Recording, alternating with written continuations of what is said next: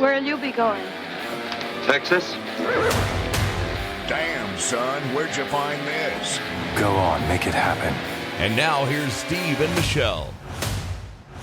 Welcome from the heart of Dripping Springs. We are Mallett and Michelle, hosted by me, Michelle Lewis, and Steve Mallett. Happy 4th of July, Michelle. How are you? I am good. I wanted to say happy belated birthday to Scotty Bennett. Hey, happy birthday, Scotty. Happy birthday, Scotty. Hey, welcome to the 4th of July show. This is our third annual 4th of July show. We want to thank our sponsors. Couldn't do it without you. No guests today, just us. No guests, just us. Don't tune out. M. Elliott Studio. M. Elliott Studio, Capital Farm Credit. Nomic Power Solutions. And Mallett Integrity Team. So 4th of July, this is one of my favorite holidays this year. Is it really? It's my favorite holiday every year, not just this year. Is it really? Yeah, I love the 4th of July. You know, I feel like the younger millennials and Gen Zers don't really celebrate the 4th or appreciate the 4th. Maybe it's just like they're the changing views on patriotism or yeah, it's a shame. dying. I mean, it's you might have some disagreements with the country and how the country's being run, but it's still the greatest country in the world. Absolutely. And we are so blessed to be able to live here. You know, when I later on when we go out, I wanted to play the Star Spangled Banner, but when I go to races, they always play the Star Spangled Banner right before the race, you know, everybody takes their hats off and there's always a flag on the scaffolding. And I get a little teary every time, you know, it's like everybody's standing there and looking at the flag. And it's like, I feel like for a moment, everybody forgets all our differences and just celebrates the fact that we get to live in the greatest country in the world. I would hope so. I hope that people appreciate that. I saw this video of a baseball game, a youth baseball game. It was a girls' baseball game, or softball, I guess. And they didn't have anybody to sing the national anthem. And all of the stands did it. They sang it. Yeah, I saw that video. It's really cool. Actually, I saw one game where they weren't going to do it. They said, no, we're not going to do the Star Spangled Banner. And the crowd just started singing. It's like, you can't beat it down. You got to love this country, and people do, and that's why we get to celebrate the 4th of July. Yeah, you gotta love this. You can hate it if you want, but we can love it if we want to. So. That's right. Well, you know, if you hate it, you hate us because you ain't us. Yeah. I got a couple of just kind of random stories about 4th of July that I wanted to run through, and I know you got a couple of things you want to talk about. I do. I wanted to give a little update on 12 Fox, too. Please do. Well, apparently the 12 Fox truck, you remember it was stolen? Yes, it was stolen, yeah. And they had to resort, because they didn't have a truck, they had to resort to almost like real estate signs, like I'm a proud supporter of 12 Fox. Well, as of this, I don't have a further update, but they found the truck in San Antonio with a couple of, quote, undocumented workers in the truck. And so I guess they're trying to figure out how to work through that with the insurance or with the police, because I think they've already gotten like a payoff or something from their insurance. What's funny is it's like if it's stolen and it's gone that long, you really don't even want it back. Ooh, can you imagine the cooties in there? Ooh, what did they do to it while they had it? And how did they drive it? And, what did they bang it into? I don't want to get it back. If you steal it, just keep it. I know. We'll also update it at 12 Fox. They have air conditioning now in their main pavilion, which is big. But the guys and gals that participate in the fireside chats, which they have every Monday, former military and first responders or current military and first responders, it's a place that they can gather and have fellowship.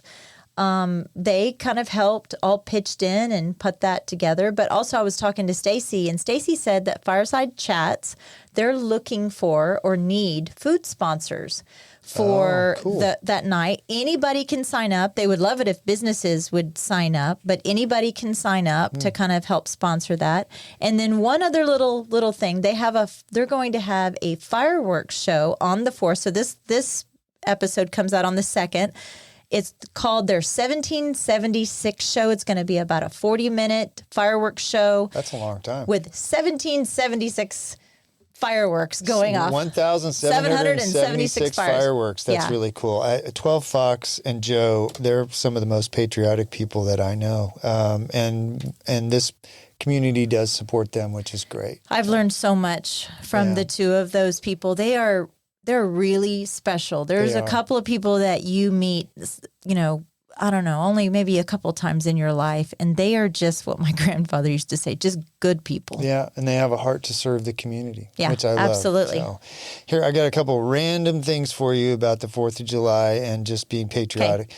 Star Spangled Banner, that's the national anthem, written in 1814 by Francis Scott Key, did not become the national anthem until 1931. Did you know that? I did not know that. Yeah, so that song had been around for 120 years before it was our national anthem. I think we might have talked about this before, but there is on the 4th of July in Coney Island, hot dog eating contest. Have we talked about that before? Did you say hot dog eating? Hot dog eating contest. Hot dog eating contest. You know, you had me watch a show on Netflix, and there was a hot dog eating champion, which, by the way, he doesn't do it anymore. Because he was skinny too. Because he lost his will to taste food and enjoy food. He just destroyed his body. It destroyed his body. That is the most disturbing hobby for someone. And the grossest thing is they dip it in water or beer to make it so that you can get it down faster. The worst part of that Netflix series, I can't remember what it was called. They eat their own poop. The lady makes her own little poop pills, and her boyfriend helps her. If you don't know what we're talking about, I can't remember the name of the show. It's on. I'm gonna have to look it up. About digestion and. Yeah.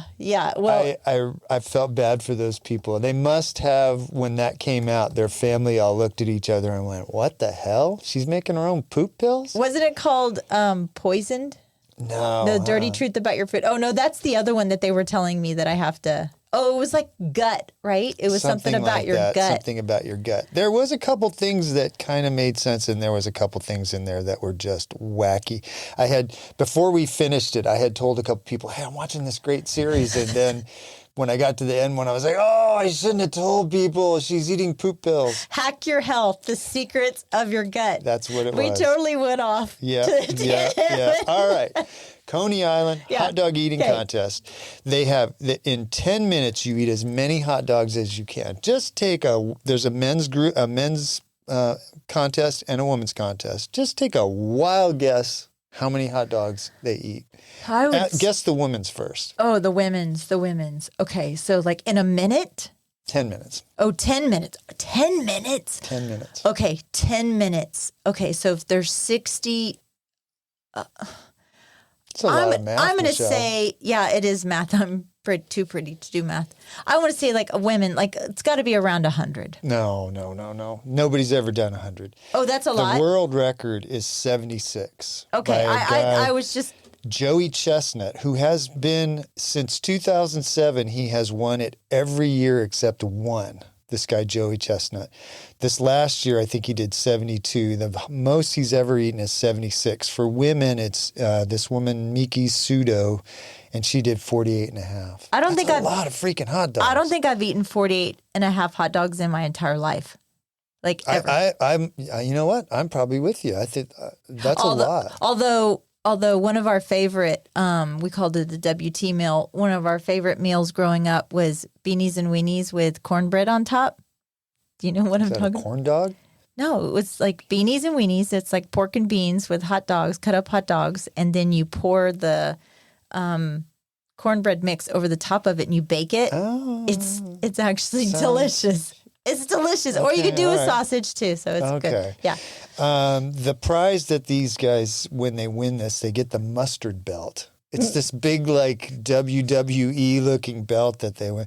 But I was thinking, this guy, Joey, and this woman, Miki Sudo, do you imagine their claim that, they're meeting somebody on a date or something? Oh, what do you do? Oh, I eat hot dogs, and 76 hot dogs in 10 minutes. That's my claim to fame. I way overshot that. I thought for sure it would have been up in like in 100 or so. Well, Americans consume 150 million hot dogs on the 4th of July. So that's one for every two people in the United States. You don't even really eat traditional 4th of July food at all? Me? Yeah, you. When was the last time I you eat had watermelon. Okay. When was the last time you had a hamburger?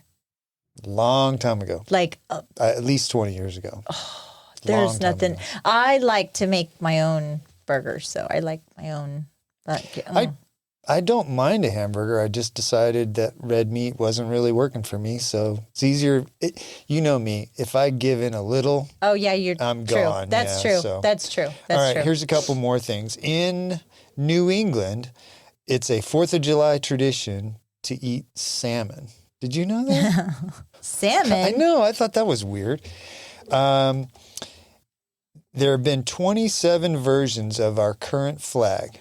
The original had 13 stars and 13 stripes for the 13 colonies. The 50th star was added in 1960 for guess what state? Hawaii. Hawaii. Yeah. So our current flag was created in 1960. 3 presidents have died on the 4th of July. You got 3 chances. Born Try for on one. the 4th of Yeah. July. I have no idea. Let's see. Oh, John Adams. Thomas Jefferson, and James Monroe all died on the 4th of July. Wow. There's a building in New York that is 1,776 feet tall. You want to know what it is? Where is that? New York? Mm-hmm. Trump Tower. Nope. Yeah, that's right. It's One World Trade Center. Oh. Yeah, they made it 1,776 feet Oh, tall. wow. Yeah. I should have known that. Do you like traditional fireworks? Do you like to watch fireworks? I do, and I have something on that too. Do you know how many people get hospitalized every year from fireworks related injuries? I think we talked about this before, but my brothers used to shoot bottle rockets at me when I was a kid. So yeah, people are way too nonchalant with, you're like, oh, I can buy them by the side of the road. It must not be dangerous, but they're dangerous. You're like, how come you only have 4 fingers? Oh, I lost it in a firework accident. We know somebody that had lost a finger in a fireworks accident. I won't call them out. But do you like the traditional fireworks now? I'm starting to see more and more of the drones. Yeah, I like traditional. Those are cool though. I even like the smell. That. When that, I guess, gunpowder smell comes across the crowd. I like that. But 16,000 people a year are treated for fireworks related injuries on average. So that's you got to be careful out there, people. I've got one more, and then I wanted to talk about the Carrie Isaac fire in the sky. We'll give some details on that. Gunpowder and alcohol on the 4th of July probably don't mix very well. Probably not, yeah. Do you know, would you consider that ice cream is a 4th of July thing? Yeah, I mean, if traditionally you're sitting there on the side, curb, eating an ice cream, waiting for the parade. Yeah, that's what I thought too. I don't eat ice cream either, but people are going to think you're a lot of fun. Yeah, people are going to think I live off chicken fajita tacos, and that's it. So Bluebell ice cream, which is Texas ice cream. I mean, if you're going to have it on the 4th of July, you're probably going to have Bluebell. They're having a competition. They're calling it. It's basically a survey. They're going to bring back one retired flavor, and so what they're doing is they're pitting 2 against each other, and then whoever wins goes on. It's kind of like, a playoff kind of thing. So I'm not going to give you all of them, but they have 16 right now, and like blueberry cheesecake versus strawberry cheesecake. Yeah, blueberry so cheese. Blueberry. Blueberry? Oh, Okay. yeah, 100%. Red velvet versus groom's cake. Groom's cake is chocolate, I bet. Chocolate with chocolate-covered strawberry hearts, swirls of strawberry sauce, and chocolate ice cream. What was the other one? Red velvet cake. I'm not a fan of either. Both go. How about this one? Raspberry fudge brownie or hot fudge brownie? Hot fudge brownie. Me too. Yeah. There's a couple that don't sound that good. What's your favorite flavor? Chocolate, I bet. Chocolate with chocolate chunks, with chocolate fudge, with chocolate icing. You know what my favorite flavor of ice cream is? And Amy's does it. Mexican vanilla ice cream. Really? Yeah. Just regular old vanilla ice cream? Mexican vanilla ice cream. Is that because the so vanilla good. is really strong, right? Yes, it's so good. There's a couple here that I'm not sure about. Tiramisu versus Mocha Madness. Neither one of those sounds good. Key lime pie versus Creole cream cheese. Creole cream cheese. That sounds interesting. Sweet cheese ice cream. Triple chocolate versus triple caramel. Is it caramel or caramel? Caramel. Caramel. Caramel. Holly swears up and down it's caramel. It's spelled caramel, but we Caramel. always say caramel. Caramel. Caramel? Caramel. Is caramel and I don't caramel know. the same thing? Caramel. Maybe it is caramel. Look how it's spelled. I think, but I always say caramel. Caramel. Anyway, so what they're going to do is you go on their website, you pick which ones you want. They'll take the winners of that 8, they'll go down to a semifinal, and then they'll pick one. And one of those, They're going to fight it. one of those will come back. One of those flavors will come back and be on the shelf at your HEB for, probably not for this 4th. And not a one of them will you eat. This is true. Not a one of them. This is true. So I did not want this day to go by without mentioning somebody that was very close to our family and my son.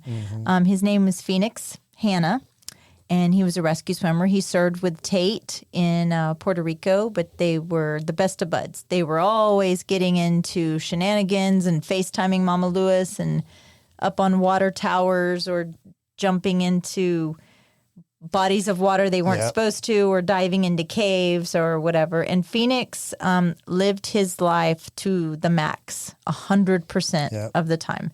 Unfortunately, Phoenix, on June 18th, he passed away on in a tragic surfing accident in Point Mugu, which is the brand new station. Actually, San Diego and San Francisco, they would send people, rescue swimmers, to man Point Mugu. Point Mugu didn't have their own air station. Well, now the Coast Guard has assigned their own air station, and that was the day of the grand opening. Right. Phoenix went out to go check low tide and apparently decided it was a good day to go surfing. He passed away from blunt force trauma and drowning. So he was a rescue swimmer, and he passed away of drowning, which is very ironic. So it has hit the rescue swimmer brotherhood very, very, very hard. This kid was 30 years old, and it especially has hit my son really, really hard. And, with Tate's last day in the Coast Guard was the end of May, and he starts med school in August, as you know. And I was really kind of struggling personally with myself, like this brotherhood. Is he going to find his people in med school like he did in the Coast Guard? The same, because they don't have, because in the Coast Guard they have that shared experience. Well, let me tell you, I don't have anything to worry about, because once a Coast Guard rescue swimmer, always a Coast Guard rescue swimmer. That brotherhood that I saw this past weekend, I was in Napa and I was with probably about 20 or so of those guys. They really rallied around each other and are supporting each other. Phoenix's funeral will be this coming Saturday in Oregon, so Tate will be there. But I had a really good talk with Jason Quinn. He has the Rescue Swimmer podcast. He actually came to the party. He visited with a bunch of guys. Tate, he's going to have Tate on the podcast. They're going to have a whole podcast about Phoenix. But I think a lot of people don't talk about the emotional impact that happens. People talk about the PTSD and kind of the things that these guys see together. And this bond that these guys have is just pretty phenomenal to me. Those shared experiences are huge. It's amazing. So I talked to a friend of mine. His name is Marty Nelson. He's actually like one of the first 200 or so rescue swimmers ever in the United States. Wow. At any given time, there's only 300 rescue swimmers in the world. Yeah. I think there's a little over, they just hit over 1,000 rescue swimmers total. But he told me something that because I was struggling, he told me something that I wanted to pass on about, it's called critical incident stress management. And basically it's an assessment. There's facts, there's thoughts, there's reactions, there's symptoms, there's teaching, there's reentry when you're going through something. It's a system of education that basically talks about the effects of exposure to highly stressful, critical situations.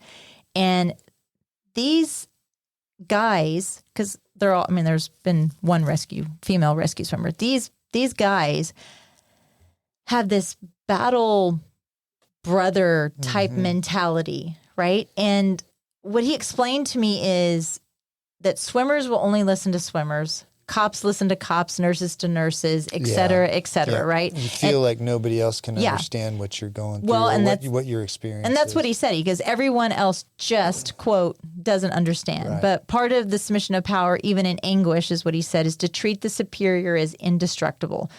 And the fact that these kids are talking to each other and talking to their parents and talking about everybody else says volumes about what our relationship is. And he said, think of it as a toddler hugging you, but also pouting about hugging you.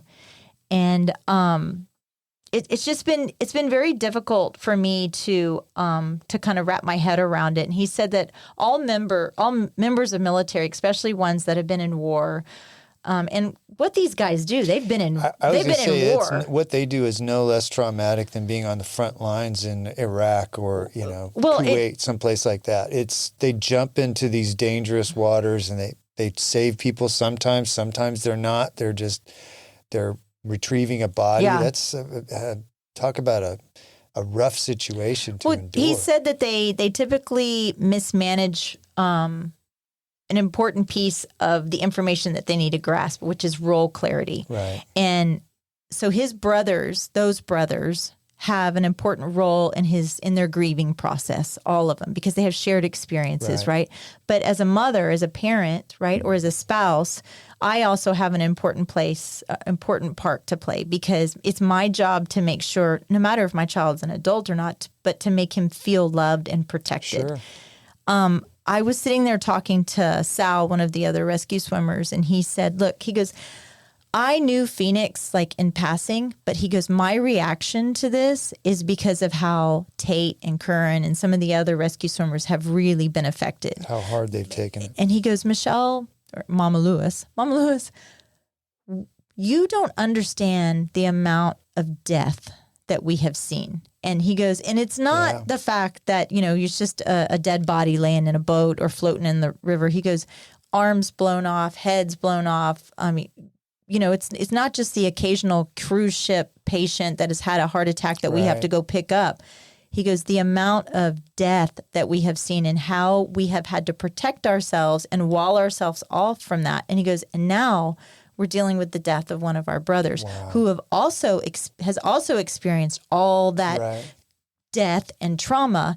And so we're trying to figure out what box to put this in. Do we put this in the box where we're stuffing it way down and we're going to deal with it later once we get out of the service? Or are we dealing with it right now? And I think we had this party for Tate and my daughter-in-law because they're moving. Right. And this was so cathartic for these guys to sit around and break bread. It's not good to push it down and not deal with it. I actually think it's a good thing that they're talking about it and they're celebrating Phoenix's life and they're going through the grieving process, because if you just push all that aside, it comes up later in bad ways. Well, Tate said, he said, for the exception of you, Mom, because you were there when Tate called me. You were there when he his first thing was, Mom, I have bad news to tell you. And I just kind of, when he told me, it literally took my breath away. I went silent and I was just like trying to catch my breath. And he said he had to call a lot of people and tell them about Phoenix's death. Hard, And he said, this is my son telling me, he goes, I noticed two different ways people reacted. He goes, the majority of the men were silent, didn't say anything. Like, wow, I can't believe this. Yeah. And the women almost immediately started to cry. Yeah. And he was trying to grapple with that. And he told me, he goes, Mom, you deal with your feelings with a lot of emotion. Therefore, I, as a man, deal with my feelings with a lot of logic. And I said, whoa, wait. Why do you not think that my feelings are based in logic? And he looked at me and he kind of tilted his head and he was like, well, I never thought about it that way. I said, now you have to understand, I'm talking to Marty, which is, he's been through all of this. He was a rescue swimmer for 20 something years. He retired as a senior chief. I don't know if you know how hard that is to retire as a senior chief, period, but as senior chief, but as a Coast Guard rescue swimmer, which that rank and rate is just so. He said that he didn't understand in that sense that dealing with, PTSD and everything else that that two could exist at the same time. Does that make sense? It does, That the logic yeah. and the emotion. Yeah. And I said, now that you understand the roles, right? The majority of women's roles are to protect and to nurture and to kind of, we're reactive, Yeah. right? But I don't know.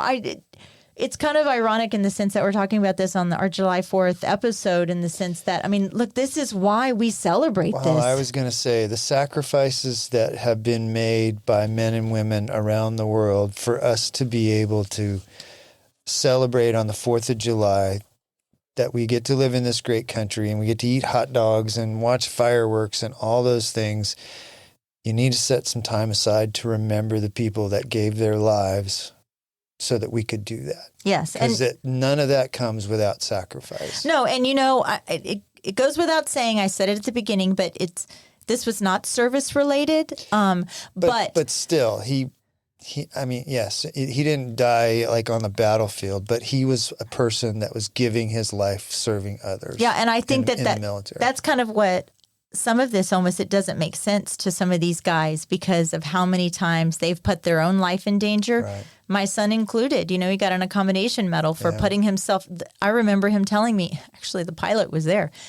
I would fight with your son. I would fight with Tate. Oh, right. It's too dangerous. I'm not letting you down there. And Tate's like, I see the survivor. Let me down. I'm going down there. Wow. And there really is, the motto is for the rescue swimmers is so others may live. Right. Right. So others may live. And so when you take your day off this Thursday and enjoy your hamburgers and your hot dogs and your fireworks, think of active military veteran. Thank a veteran. Right. Thank somebody that has done that for you. So reach out, call somebody or text somebody and thank them for everything that they've done. It's I wanted to piggyback on that, and then we'll talk about the fire in the sky that Carrie Isaac's putting on. In these times of grief, everybody wants to say the right thing and be very helpful, and people sometimes don't use the right words. Just when you're going through something like that, I'm not saying this to you, but I'm just saying people keep in mind, sometimes the right words are not said, and just give those other people grace, because they're having a hard time coming up with the right words to say. And don't get mad that somebody said something that was maybe not what you were thinking, or what you were holding on to is different than what they're thinking. Just let all that stuff kind of settle, and I know, don't get upset about somebody. I'm a struggler. To be helpful. I'm a struggler with that, because I like to talk about things immediately if something's bothering me, and I guess these guys have a tendency to shut down. And when I held space with them that night, and they're willing to talk to me and hug me and literally cry in my arms, I came to this realization. There's nothing I could say. It was all about what they needed to say. Right. Yeah. Well, that's true. Yeah, that's a listening time, not a talking time. Yeah. Well, that's hard for me. Yes, it is hard for you, Michelle. Yeah. All right. Well, we want to remember Phoenix Hanna and thank him for his life, his short life on this earth. So, fireworks display. Yes.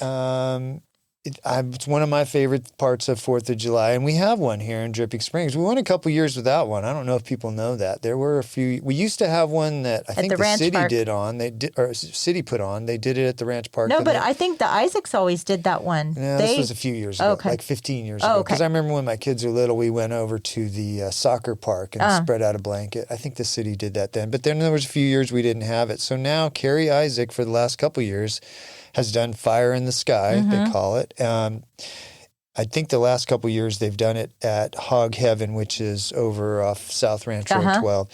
And they're doing it again this year. And you have to have tickets, but tickets are by donation. So you can donate $10 or you can donate $5,000. The gates open at Hog Heaven at 5 o'clock. They're going to have like a picnic, kind of hot dogs and hamburgers and that. And then the fireworks will start at dark. And all the proceeds from the donations will go to support veterans in the area. Oh, that's really cool. Yeah. So the website, I don't think I wrote it down. If you go to Carrie Isaac, ISAAC, she's a local state rep. It is. It's Isaac for Texas, ISAAC for Texas.com. There's a link there to get Oh, tickets. cool. So, That'll be yeah. fun. I'm sure anywhere that you are going to be in Dripping Springs that night, you can look towards Austin and see the fireworks, or you can look behind you and put your pets away. People, put your pets away. Even the ones that are traditionally outside, put your pets away because they get scared. Yeah, or if horses and everything. they're outside, tag them. Make sure they have a collar on because these pop-ups Sometimes get scared. animals run away. Yeah, that is one bad part of the fireworks displays. That's why it's nice to do one sort of local that somebody's supporting instead of everybody in every backyard doing 50 fireworks. So, yeah, I agree. you had something you wanted to do and to send us off. So go out there and enjoy the 4th of July, and everybody be safe. And we're going to go out with the Star Spangled Banner and some words from Michelle and I.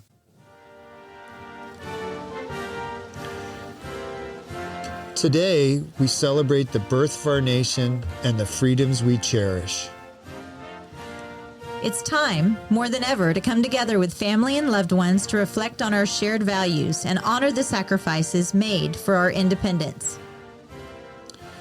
Enjoy the fireworks, the food, and the fellowship, and the sense of unity that this day brings us. And we both want to say, wishing you a safe Independence Day.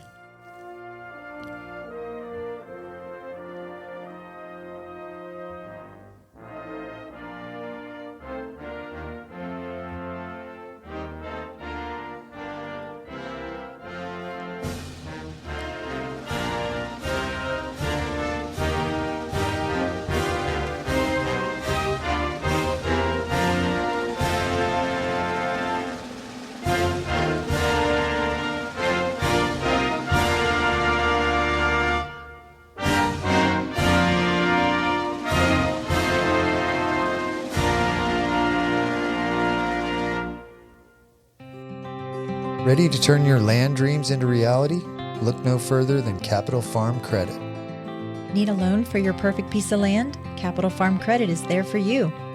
Their dedicated team will tailor a loan to fit your unique needs because your dreams are their priority. Capital Farm Credit, your land, your legacy. Visit capitalfarmcredit.com or Mark Rutledge at 512-892-4425. Capital Farm Credit. Together, we're better. Capital Farm Credit, an equal credit housing lender. Nomic Power Solutions, keeping you powered up. Get to know your local full-service Generac dealer. Cody and Dylan with Nomic Power Solutions are a veteran-owned, Texas-based Generac dealer and installer. Offering low monthly payment options, it's never been easier to gain independence from the grid. Call or text 512-387-4232 or visit nomicpower.com. Follow on Instagram at Nomic Power for updates. Turnkey service including design, plumbing, electrical, and permits. They even offer set it and forget it maintenance plans. Nomic Power Solutions. Protect your home. Protect your family. Stay ready. Elevate your living experience with M. Elliott Studio, your trusted partner in interior design, registered and licensed by the state of Texas. You want your home to reflect your personal style and identity. Investing in a well-crafted design doesn't just beautify your home, it enriches your life. Team principal and owner, Montana Elliott, understands the profound impact of a thoughtfully designed space. From remodeling to full design, M. Elliott Studio is the first step to unlocking your style. Turn your aspirations into reality. Tailored to your taste and desires, M. Elliott Studio will work to create an environment that embraces your style with style. Your space, their expertise. melliottstudio.com 512-781-0224. This show has been brought to you in part by the real estate pros at the Mallett Integrity Team. When you're looking to buy or sell, you need them on your side. Why settle for less when you can have real estate done right? Give them a call at 512-829-2062 or get more info at mallettintegrityteam.com. You know you like us, so go now to Apple Podcast or Spotify and leave us a review. Why don't ya? We love your feedback and comments. Email us at mallettandmichelle@gmail.com. Thanks for putting up with us.